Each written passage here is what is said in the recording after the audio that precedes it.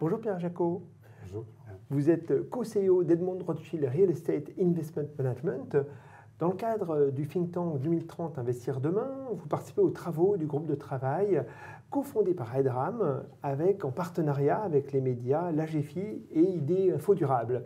Alors, ce groupe de travail, il est dédié à la régénération urbaine, à la ville du futur, avec pour ambition de construire un modèle urbain répondant aux enjeux de durabilité. Alors, Edmond Rothschild Real Estate Investment Management a justement réalisé en 2019 une opération d'investissement immobilier à Helsinki qui illustre bien cette thématique. Tout d'abord, quelles en étaient les principales caractéristiques ? Il s'agit d'un immeuble intéressant situé en centre-ville d'Helsinki, à proximité du port, qui a eu plusieurs vies.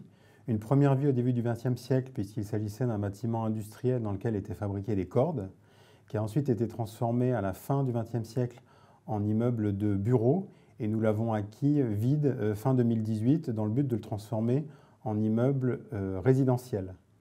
Donc c'est un programme où l'investissement initial représente environ 13 millions d'euros, un programme de travaux assez lourd de 40 millions d'euros qui a permis de créer plusieurs affectations résidentielles, une résidence-service, des appartements meublés, des appartements traditionnels, avec en plus une galerie commerciale de 2000 m².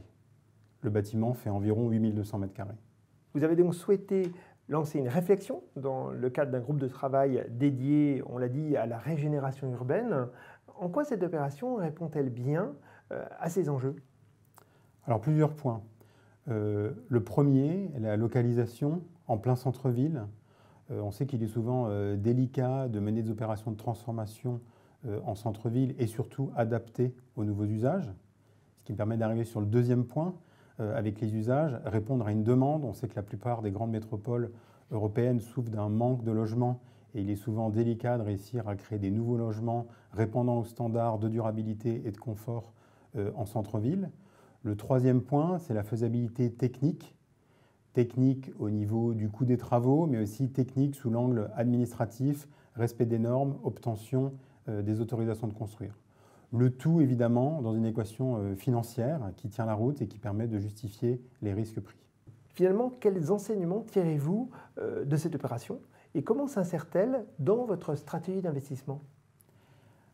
L'enseignement global, il est très positif. Pourquoi ? Parce qu'on a réussi à aligner la faisabilité financière en achetant le bâtiment initial à un prix compétitif. On a réussi à obtenir les autorisations de construire en dialogue avec les autorités et dans les temps impartis. Et surtout, on a conçu un produit qui répondait à une demande, notamment résidentielle, en centre-ville. Donc le fait d'aligner ces trois facteurs fait que c'est devenu un succès. Malheureusement, ils sont difficiles à aligner, ces facteurs. On adorerait faire plus de ce genre d'opérations. Mais quelque part, si je veux extrapoler au-delà du résidentiel, notre stratégie d'investissement sur toute classe d'actifs cumule les trois piliers suivants. Le premier, c'est de travailler sur le stock existant. On aime bien construire la ville sur la ville. Ça permet d'être aux bonnes localisations, ça permet d'optimiser les émissions de carbone résiduelles. Deuxièmement, mettre l'utilisateur au centre de nos préoccupations. L'utilisateur final a toujours raison puisque c'est lui qui justifie la conception de l'immeuble. Et troisièmement, c'est l'engagement des parties prenantes. Les parties prenantes concernent évidemment nos collaborateurs et collaboratrices, mais aussi les ingénieurs, architectes, entreprises qui travaillent pour nous. Et de manière plus large, dès qu'on intervient sur l'urbanisation ou sur les milieux urbains, les autorités, les citoyens, les voisins, pour être capables de faire aboutir un projet. Bien, merci Pierre Jacot d'avoir partagé avec nous ces réflexions. Et donc je rappelle que vous êtes co-CEO d'Edmond Rothschild Real Estate Investment Management.